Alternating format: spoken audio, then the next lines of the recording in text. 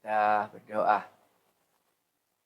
Sebagaimana kami yakini bahwa Tuhan Yesus tetapkan kami hidup di bumi.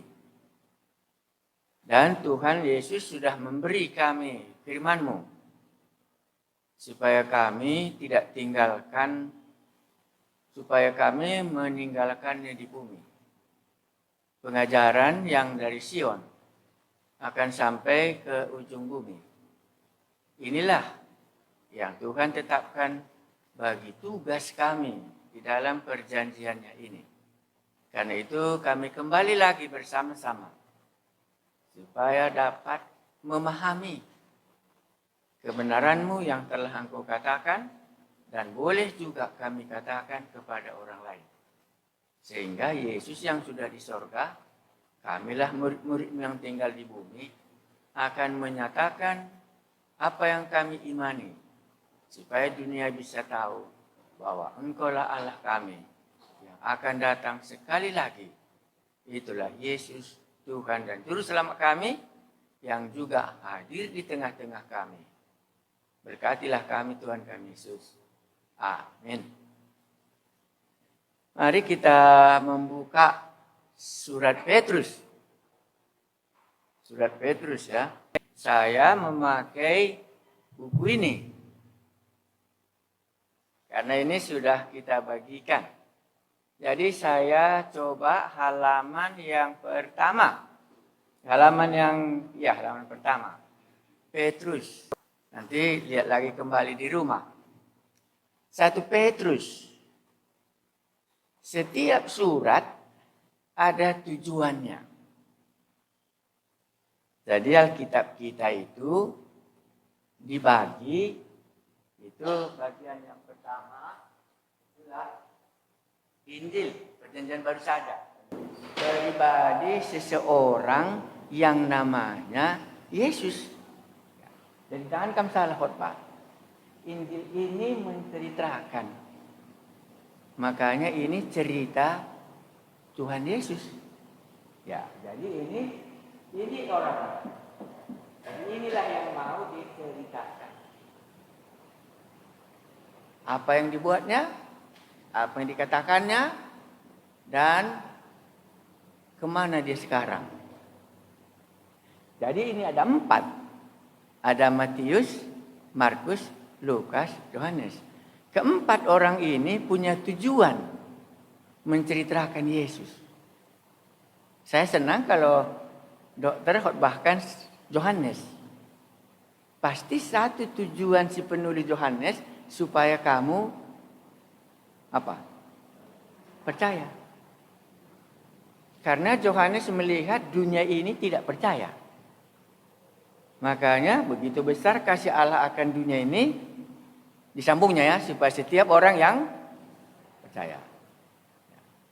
Jadi dia menolong manusia berdosa yang tidak percaya tadi bisa menjadi percaya. Percaya kemana? Kepada Allah. Ini konkret kali penting. Kamu percaya kepada Allah atau percaya kepada Yesus? Inilah yang menjadi pertanyaan. Begitu besar kasih Allah akan dunia ini, sehingga dia mengaruniakan anaknya yang tunggal.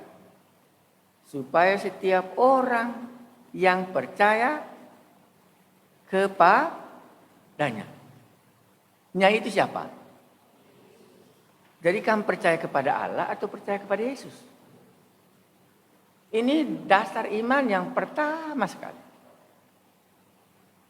Kalau ini belum kamu bisa jawab, nggak bisa kamu ke surga.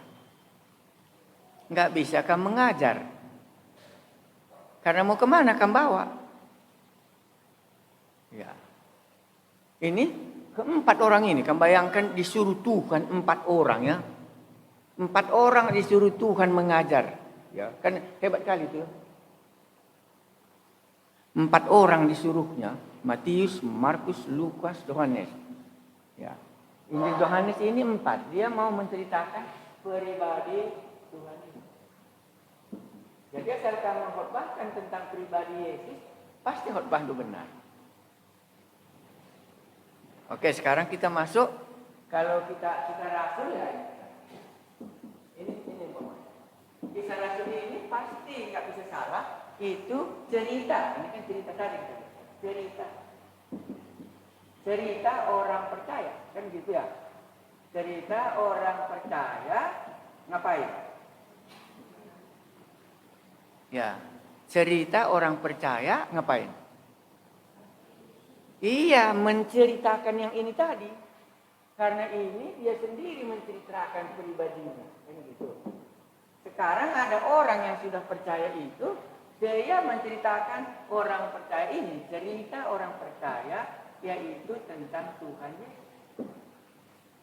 Khotbah dia kan gitu ya. Dipenjarakan dia ya. Dibunuh dia ya. Mujizat dia. Cerita. Oke, sekarang kita masuk surat, ya kan surat. Ya, namanya saja surat. Berapa banyak kamu kenal surat? Surat undangan, ya. Gitu kan. Ini surat undangan ini mungkin masih bisa dibagi berapa? Undangan pemberkatan nikah, undangan wisuda, undangan masuk rumah baru, ya. Tapi ini tujuannya cuma apa? Mengumpulkan manusia. Nah, kalau boleh katakan undangan ini informasi kalau sekarang ya. Kan informasi ya, N-nya. Ya, ini merupakan informasi. Ya, itu namanya surat undangan. Jadi kalau surat-surat, katakanlah ini kan kembali kita suratnya. Surat Petrus ini, apa kurang lebih tujuan surat Petrus ini ditulis? Nanti pasti nggak salah. Ya. Bisa kamu bagus khotbah, bisa kamu nggak bagus khotbah, tapi tujuannya tidak salah. Mari kita lihat. Makanya di sini saya buat 1 Petrus. 1 Petrus tujuan penulisannya. Makanya undangan, kan gitu ya. Kan itu the point ya. Ya itu. Tujuan tulisannya dikatakannya dalam 1 Petrus pasal 5. Jadi 1 Petrus ini tujuan penulisannya diungkapkannya dalam 1 Petrus. Mari kita lihat. Pasal 5 ayat 12. Iya. Ya betul. Ya mari kita lihat. Ya. Jadi tujuan surat ini sering ditulis di belakang. Bukan di depan. Makanya Injil Yohanes pun penulisannya di belakang dituliskannya ya, pasal 20 ya. Nah, masih banyak tanda lain yang dibuat oleh Yesus tidak kubuat di sini. Tetapi semua yang kubuat di sini supaya kamu percaya. Nah, di situ ditambahkannya percaya tentang Yesus adalah Mesias anak Allah. Jadi kalau kamu khotbah sudah ada di dalam pikiranmu sama dengan bawa mobil. Aku nanti ini ke kemurahannya. Ya, datangnya dia umpamanya katakan saja dari Amplas. Langsung dalam otaknya Amplas, belok, nanti Jorongan, masuk, belok kanan nanti di sini. Oh, ini sudah ini. Oh, ini sudah dekat, belok kiri. Baru oh ini dia. Di sini supirnya sudah bawa itu kan gitu. Jadi waktu kita khotbah, kita sudah dikuasai oleh setir tadi. Kemana nanti cerita ini akan kusampaikan. Baru bisa. Mari kita lihat apa tujuan penulisannya.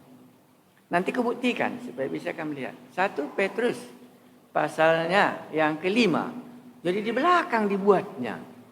Jadi kalau kita hanya baca di depan, nggak tahu kita tujuannya.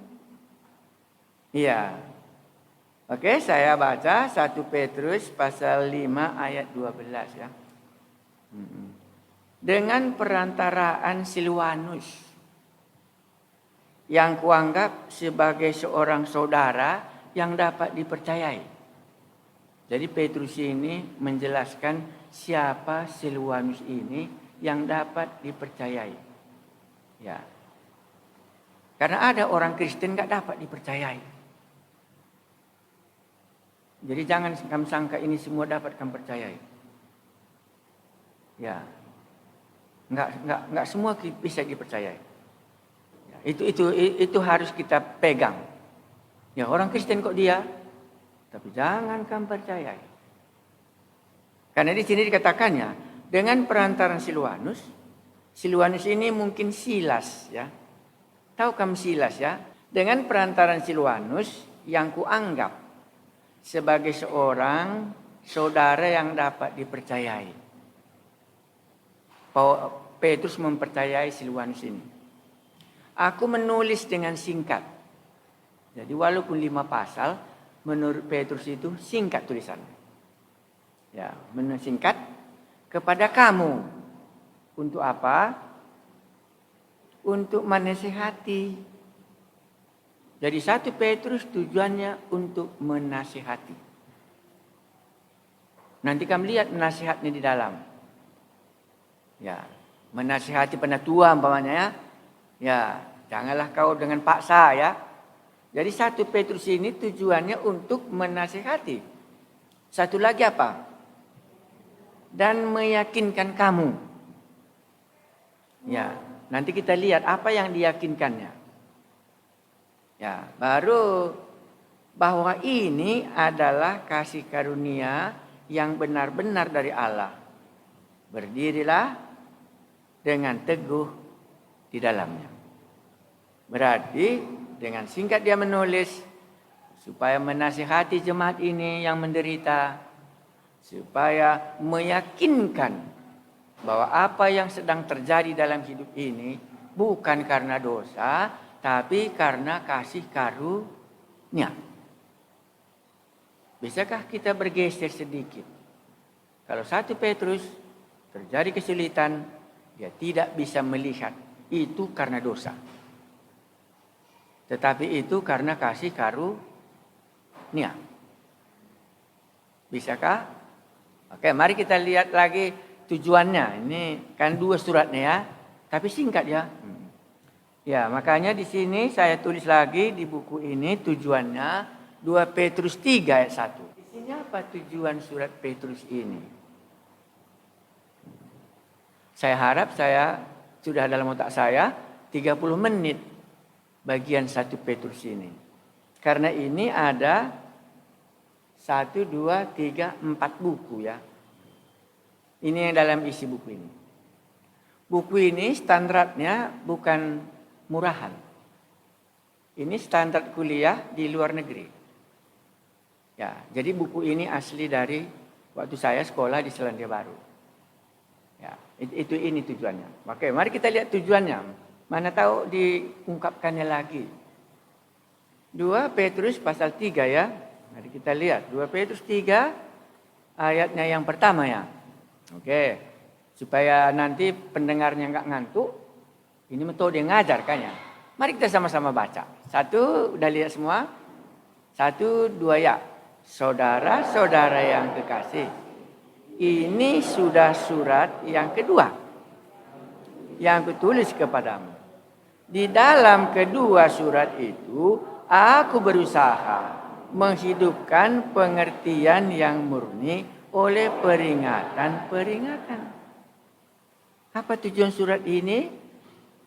Di dalam kedua surat itu, aku berusaha menghidupkan pengertian yang murni oleh peringatan-peringatan.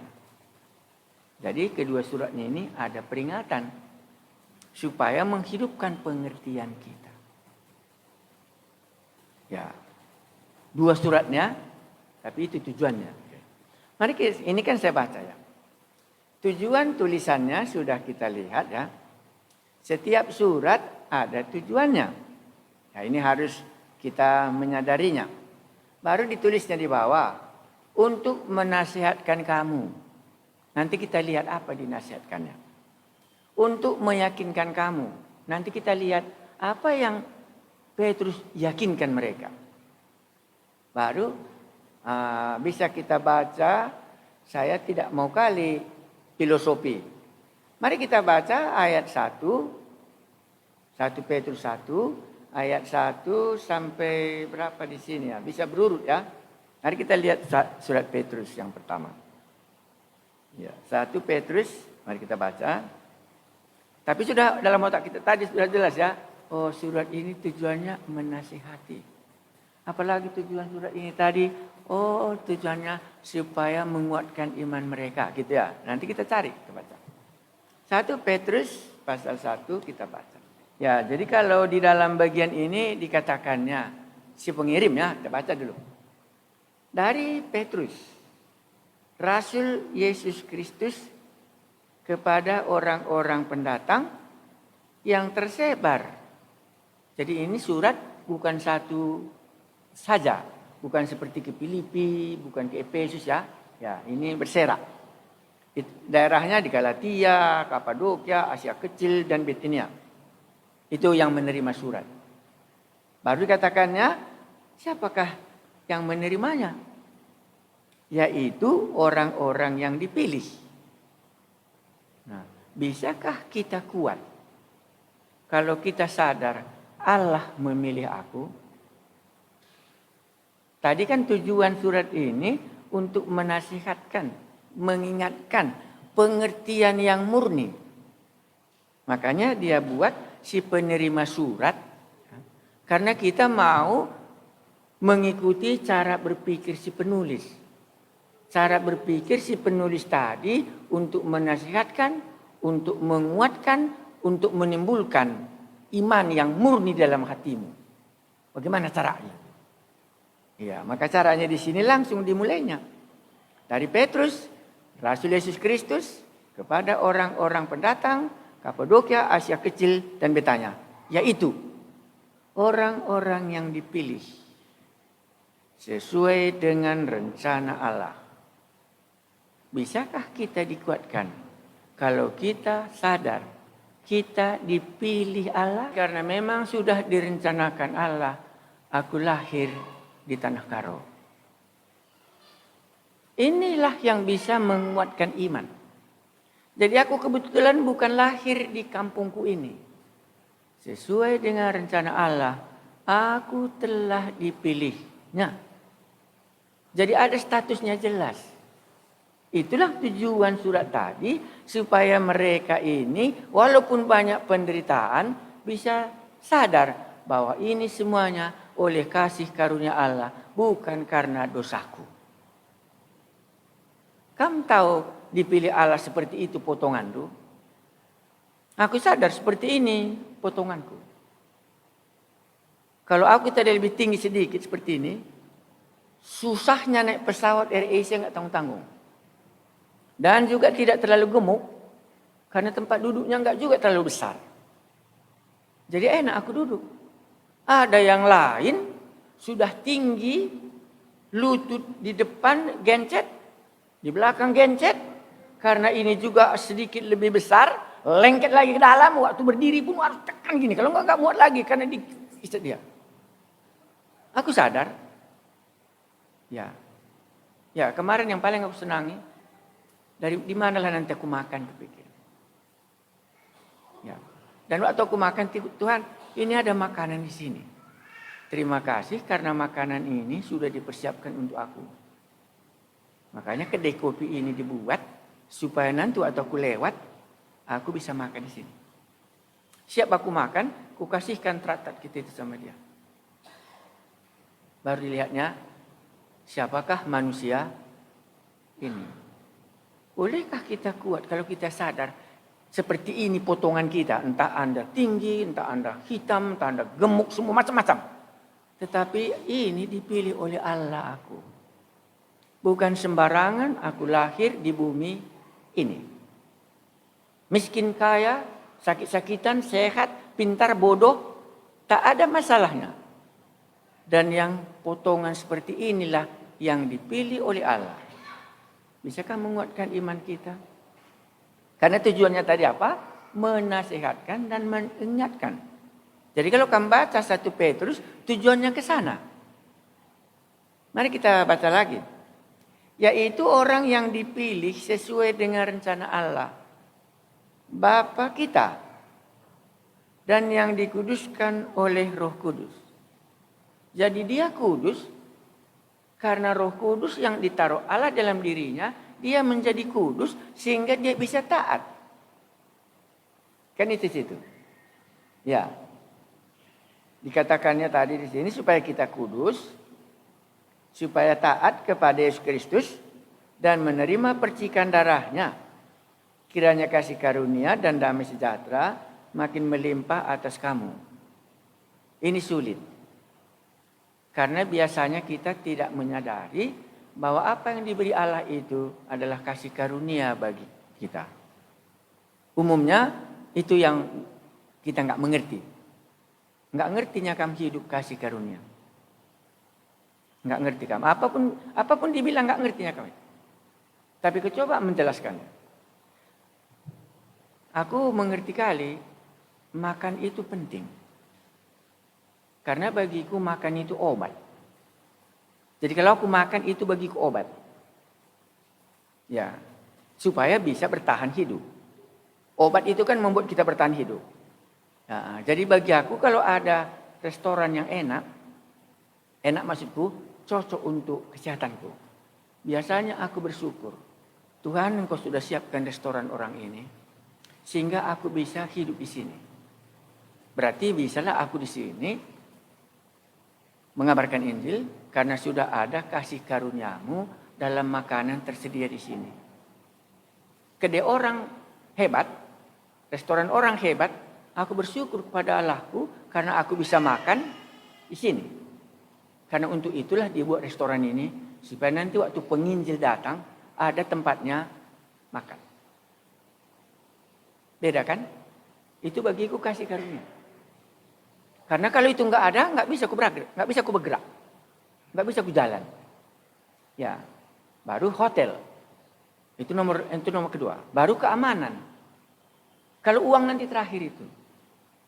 Tetapi semua ini kasih karunia yang sudah disiapkan oleh Allah. Ya. Nah, ini contoh yang sangat sederhana. Sekarang kalau aku mau terbang ke China, dari mana aku terbang coba? Enggak ada lagi jalur yang disiapkan oleh Allah. Makan juga sama. Di mana kita makan?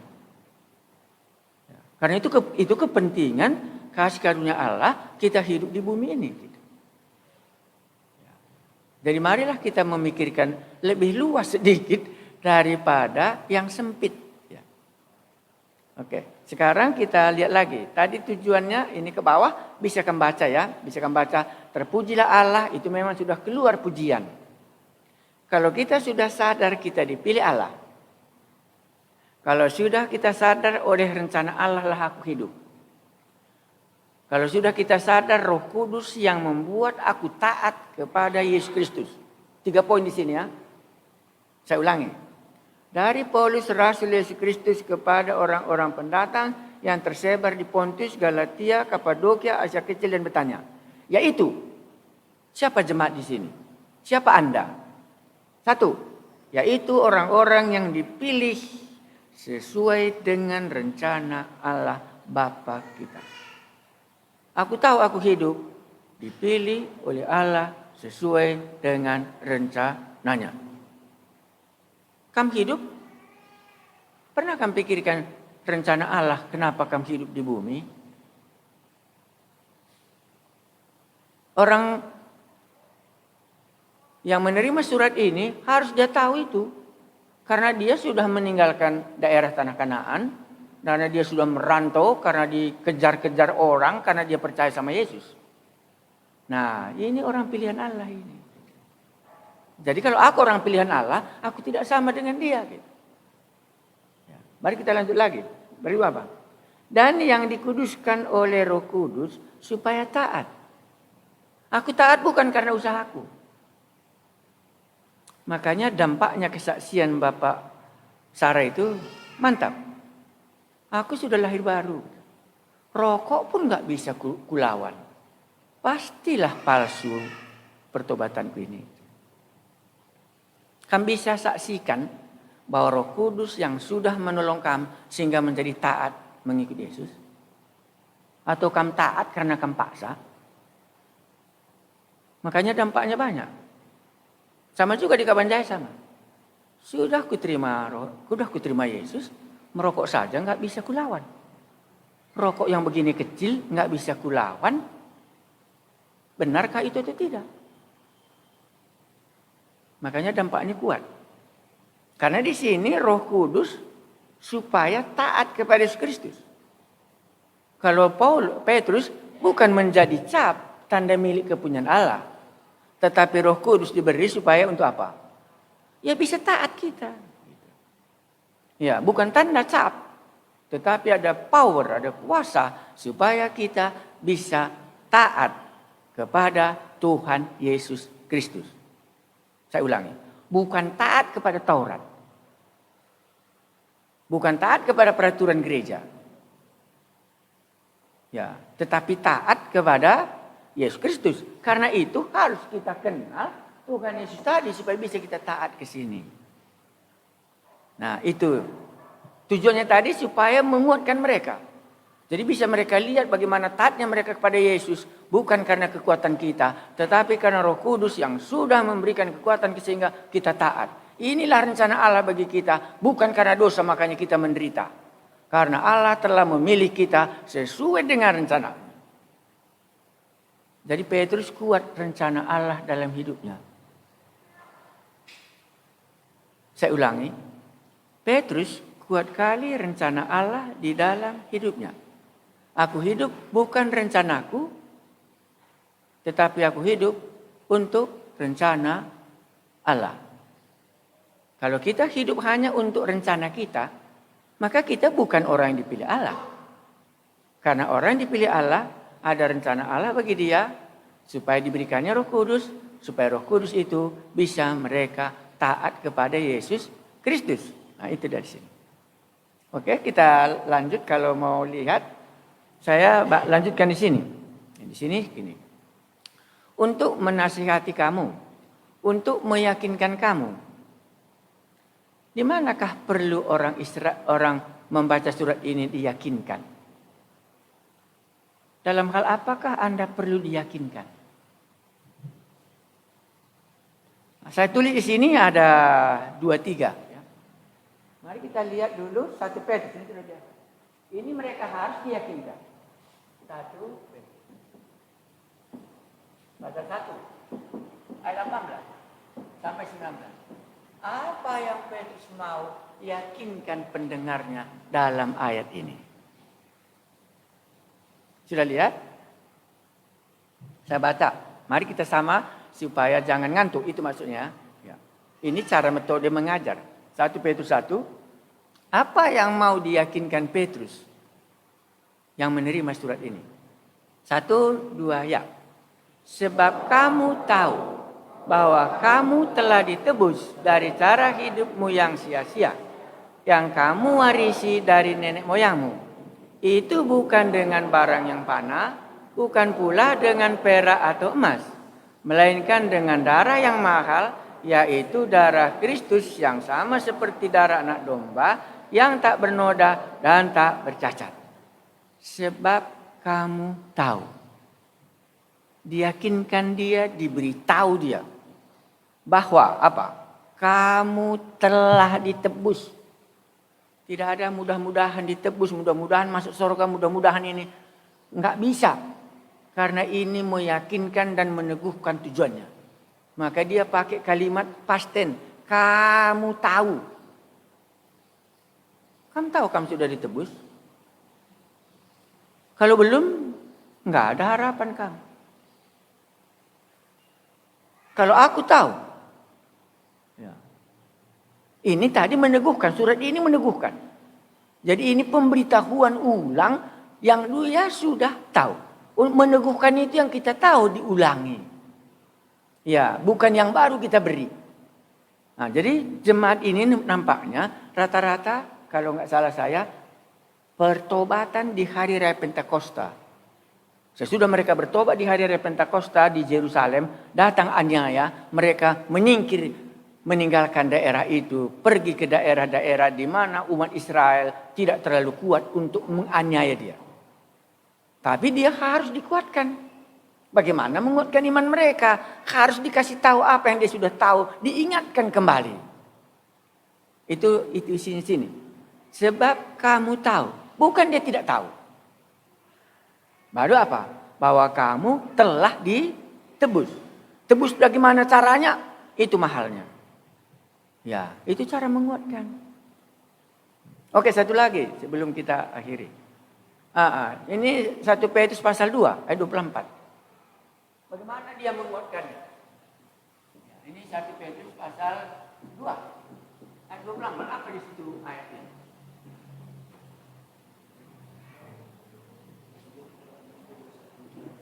Ya, itu saya sendiri yang baca supaya jemaat bisa merenungkannya. Kita nggak sama baca, aku yang baca. Ia sendiri telah memikul dosa kita di dalam tubuhnya di kayu salib, supaya kita yang telah mati terhadap dosa hidup untuk kebenaran, dan oleh bilur-bilurnya kamu telah sembuh. Kata telah, ia sendiri telah memikul dosa. Jadi kalau kita masih sanksi dosa kita telah diampuni atau belum diampuni, jangan baca 1 Petrus. Jangan baca 2 Petrus. Karena tujuannya di sini bukan supaya dosa kita diampuni. Ini meneguhkan bahwa kita telah dosa kita diampuni. Supaya kita bisa dosa kita diampuni, ya baca Injil. Karena ini menguatkan orang yang telah dosanya diampuni dan datang penderitaan. Nah, satu lagi supaya kita bisa. 1 Petrus 3. Ayat 18. Ini semua yang ada kita tahu. Ini kita baca bersama. Apa yang dikatakannya 1 Petrus 3 ayatnya yang ke-18. 1, 2, ya. Sebab juga Kristus telah mati sekali untuk segala dosa kita. Ia yang benar untuk orang yang benar, supaya ia membawa kita kepada Allah. Ia yang telah dibunuh dalam keadaannya sebagai manusia, tetapi yang telah dibangkitkan menurut roh. Menguatkan ini. Ya. Satu di sana. Sebab juga Kristus telah mati sekali. Jadi nggak perlu lagi dia datang untuk pengampunan dosa. Sekali saja dia mati. Karena ada kecurigaan mereka, apakah nanti Yesus datang lagi untuk mati supaya dosa kita diampuni. Tidak, 1 kali. Ya. Sebab juga Kristus telah mati sekali untuk apa? Segala dosa kita. Termasuk Petrus, termasuk jemaat. Ia yang benar. Ini mengenai kristologinya dinaikkannya. Ia yang benar untuk orang-orang yang tidak benar. Supaya ia membawa kita kepada Allah. Ia yang telah dibunuh dalam keadaan sebagai manusia, tetapi juga telah dibangkitkan menurut roh. Jadi tentang kebangkitan Yesus, tidak bisa kamu nggak kuat. Baru bisa kuat iman dulu. Kalau belajar dari 1 Petrus. Apa fungsinya kebangkitan Yesus bagi imanku? Nggak ada. Kalau nggak ada, nggak bisa kamu beriman. Berarti kalau hanya pengampunan dosa, dosa diampuni.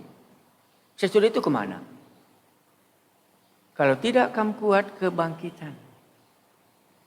Jadi bisa kamu lihat, supaya iman kita kuat, harus kita yakin 100% bahwa Yesus bangkit. Dan ini juga akan bangkit sebagaimana Allahku bangkit. Besok aku dikuburkan, lusa aku bangkit. Baru ada iman itu bertahan. Kalau enggak ada beriman kita. Kita akan sama dengan orang lain. Karena tujuan surat ini tadi apa? Menguatkan. Aku tidak mengkhotbahkan dosamu sudah diampuni atau tidak. Itu bukan 1 Petrus. Petrus itu menguatkan orang yang telah dipilih oleh Allah sesuai dengan rencananya. Orang yang memiliki Roh Kudus dan pekerjaan Roh Kudus dalam dirinya, itulah membuat dia hidup kudus di hadapan ini. Inilah fungsi orang membaca 1 dan 2 Petrus. Orang yang belum yakin dosanya diampuni, jangan baca 1 Petrus. Karena itu enggak kena sasarannya. Itu baca saja surat Roma. Kalau enggak Injil Yohanes baca. Ini menguatkan. Kalau kita yakin kebangkitan, kita juga akan bangkit atau enggak? Sebagaimana Kristus bangkit, maka kita juga percaya. Kita akan dibangkitkan lagi. Kenapa ada kesulitan? Karena ini tujuan surat tadi untuk menguatkan. Makanya di sini banyak kutulis ya. Surat Petrus, jabatannya, si pengirim dari Betania, tempatnya si penerima surat ini, status orang yang dipilih sesuai dengan rencana Allah, dikuduskan oleh Roh Kudus supaya taat kepada Kristus, menerima percikan darahnya sehubungan dengan pengampunan dosa. Roh Kudus membuat kita taat kepada Kristus. Roh Kudus membuat kita dapat menerima pengampunan dosa oleh Kristus Tuhan kita. Kasih karunia dan damai sejahtera makin melimpah atas kamu. Pujian atas rahmat yang besar telah melahirkan kita kembali. Pujian ini kepada Allah Bapa Tuhan kita, kelahiran kembali dan oleh demikian dan selesai. Kalau tidak nggak ada gunanya. Jadi khotbah kalau begitu ya. Kalau kita membaca surat Petrus tadi, ya harus kita memikirkannya apa goalnya. Oke, sudah kita selesai khotbah, kita baca lagi tadi. Apa tadi tujuan penulisannya? 1 Petrus pasal 5 ayat saya baca. Dengan perantaran Silwanus yang kuanggap sebagai seorang saudara yang dapat dipercayai, aku menulis dengan singkat kepada kamu untuk menasihati dan meyakinkan kamu. 1 Petrus pasal 5 tadi ya. Supaya menasihati kamu dan meyakinkan kamu. Menasihati dengan sangkut paut meyakinkan. Bukan menasihati berdosa, jangan lagi berdosa. Bukan itu nasihatnya. Ini nasihat sehubungan dengan meyakinkan kamu. Supaya kamu teguh berdiri walaupun dalam situasi dianiaya dalam hidup ini. Baru dikatakannya tadi 1 Petrus pasal 3 ayat 18. Itu apa tujuannya dalam kedua surat ini? Saya baca. Saudara-saudara yang kekasih, ini sudah surat yang kedua. Jadi surat pertama pun Petrus ingat apa isinya. Surat yang kedua pun dia ingat isinya. Tujuannya sama, kan begitu. Saudara-saudara yang kekasih, ini sudah suratku yang kedua yang kutulis kepadamu. Di dalam kedua surat itu aku berusaha. Jadi Petrus berusaha menghidupkan pengertian yang murni oleh peringatan-peringatan. Jadi peringatan-peringatan, nasihat-nasihat supaya murni kembali iman kita. Bahwa darah Kristus telah mengampuni dosamu. Kamu telah dipilih oleh Allah sesuai dengan rencananya. Roh Kudus supaya membuat kamu bisa taat. Dan seterusnya waktu kita baca. Tapi demikianlah caranya dia untuk menguatkan iman orang di rantau. Itulah Petrus.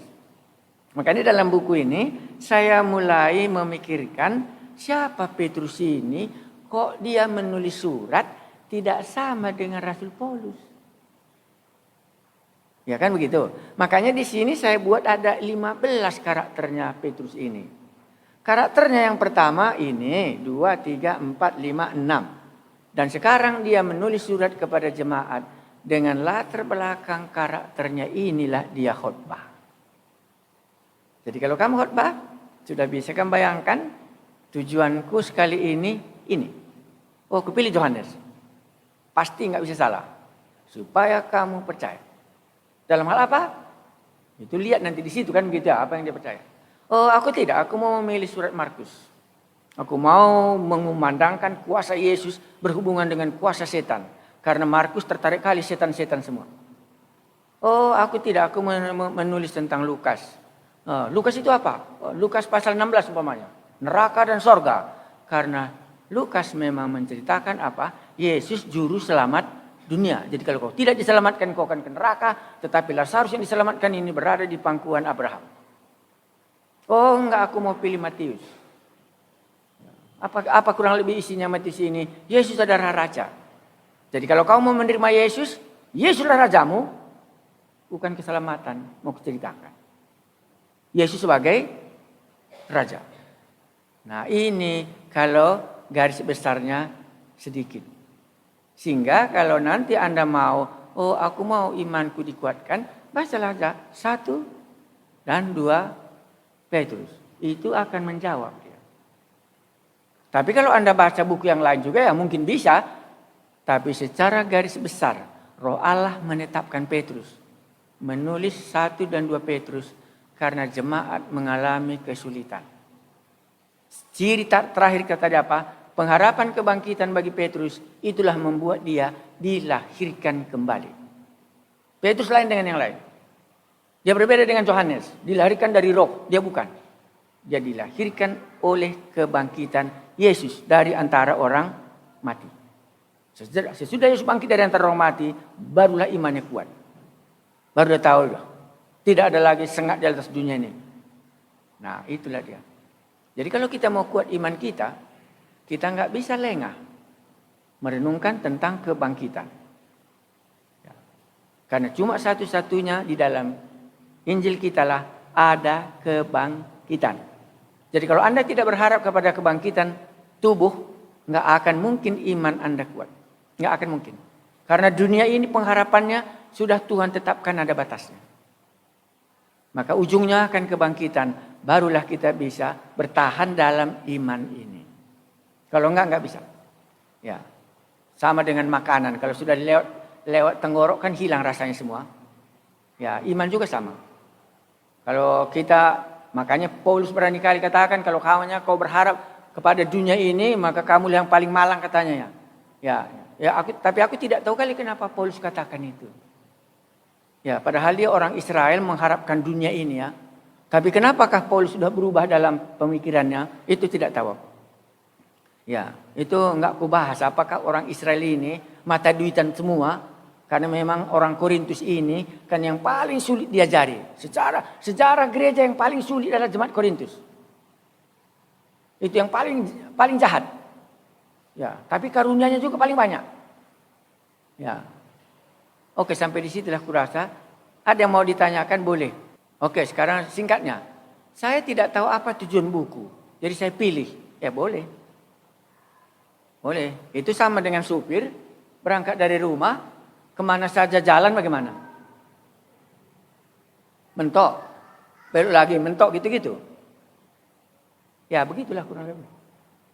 Ya nggak ada jelas. Ya semakin lama dibawanya mobilnya bagaimana? Hah? Iya semakin sesat. Kenapa? Nggak takut kali-kali. Jadi kalau dia nggak tahu tujuan buku, semakin dia khotbah semakin sesatlah dibawanya. Karena nggak sampai tujuannya. Ya, itulah fungsinya. Kenapa dia menulis? Kalau tadi surat undangan pernikahan, dibacanya di situ surat undangan wisuda, pergi dia ke universitas kan sudah tambah sesat ya. Dia nggak datang ke rumah itu. Ya, itu sedikit. Nanti ini masih ada beberapa. Saya coba nanti surat Filipi. Kenapa Paulus menulis surat Filipi? Kita berdoa. Kalaulah ada bagian kami, iman, kekuatan, mengingatkan, supaya kami melihat di mana iman kami berpijak. Kalau 1 dan 2 Petrus ini, Paulus sangat mau mengingatkan. Petrus mengingatkan jemaatnya supaya teguh, mengingatkan firman-Mu yang telah mereka dengar, bukan yang baru. Mereka tahu mereka telah ditebus, mereka tahu dosa mereka diampuni, mereka tahu oleh bilur-bilur-Mu telah mereka sembuh. Dan itulah dihotbahkannya kepada jemaat ini. Berilah juga kami menangkap waktu kami membacanya, supaya mengerti. Dan Roh Kudus yang menuliskan buku ini akan kembali berbicara kepada kami masing-masing. Terima kasih Tuhan kami Yesus. Amin.